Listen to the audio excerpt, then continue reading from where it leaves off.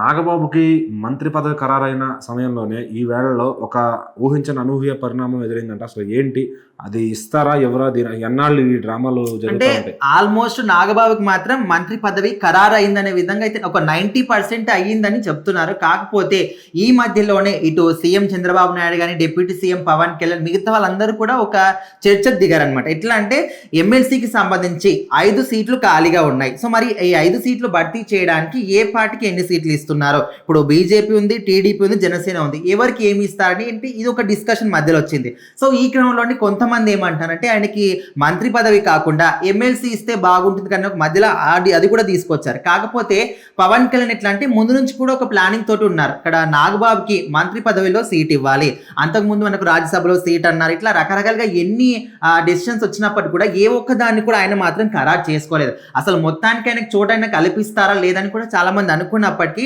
అలాంటి అనుమానాలు ఏమొద్దు, ఖచ్చితంగా ఏదో ఒక పదవి మాత్రం నాగబాబుకి ఇస్తాము. కాకపోతే ఏది అనే విషయం మాత్రం ఇంకా క్లారిటీ లేదు. సో ఇప్పుడు మాత్రం ఆల్మోస్ట్ ఒక 90% మాత్రం మంత్రిత్వ శాఖలోకి ఆహ్వానిస్తున్నామనే డిక్లరేషన్ అయితే వచ్చారు. కాకపోతే మధ్యలో ఇప్పుడు నిన్ననే ఎమ్మెల్సీ ఎన్నికలు జరిగాయి అంటే దాంట్లో ఇంకా 5 ఖాళీలు ఉన్నాయి కాబట్టి అవి ఎవరికి ఇవ్వాలి, అక్కడ ఈయనను భర్తీ చేస్తే బాగుంటుంది అని కూడా అనుకున్నారు. సో ఇక్కడ పవన్ కళ్యాణ్ కూడా కొంతమంది ప్రశ్నిస్తున్నారు. ఎట్లా అంటే మీ అన్న కోసం నువ్వు ఒక ప్లానింగ్ సిద్ధం చేసి పెట్టావు, ఆయన కోసమే పోరాటం చేస్తాను కూడా అంటున్నారు. కాకపోతే ఆయన ఏం చెప్తున్నాడంటే నేను మా అన్న కోసమని ఈ పదవిని ఎప్పుడు కూడా పెట్టలేదు, ఖచ్చితంగా మేము అన్నదమ్ముల సంబంధం కానీ ఇంకేదో పక్షపాతం కానీ ఇలాంటివి ఏవి కూడా లేవు. ఎవరైతే పని చేస్తారో, ఎవరైతే 100% పని చేసి ఖచ్చితంగా పార్టీని కానీ మన రాష్ట్రాన్ని అభివృద్ధి దిశగా తీసుకెళ్తారో వాళ్ళకే ఖచ్చితంగా మేము పదవులు కేటాయిస్తున్నాం అనే విధంగా ఆయన అయితే చెప్పాడు.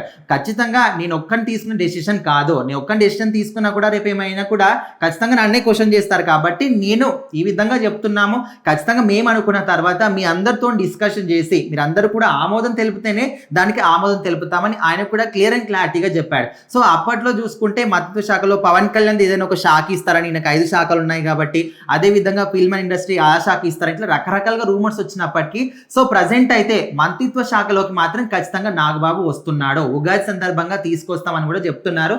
ఏదేమైనప్పటికీ ఇక్కడ ఎమ్మెల్సీ అదే విధంగా ఈ మంత్రిత్వ శాఖ రెండింటి మధ్యలో ఏ డిసిషన్ తీసుకుంటారంటే ఎక్కువ ఛాన్సెస్ మాత్రం మంత్రిత్వ శాఖకే ఉన్నాయి. చూద్దాం మరి వాళ్ళు ఏ డిసిషన్ తీసుకుంటారో, నాగబాబుకి ఏ పదవి వస్తుంది ఏంటి అని.